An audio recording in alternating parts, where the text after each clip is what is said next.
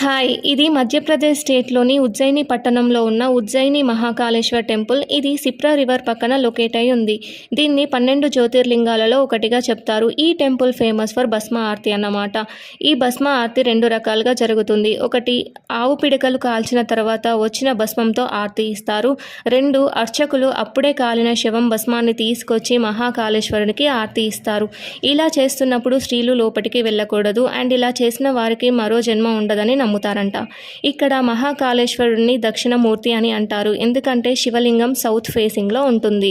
ఇక్కడ శివుడిని మహాకాలని ఎందుకు పిలుస్తారు అంటే శివుడు మరణానికి అండ్ కాలానికి దేవుడిగా చెప్పబడతాడు. ఇప్పుడు కాలాన్ని అండ్ మరణాన్ని ఓడించే వ్యక్తిని మహాకాలని చెప్తారు.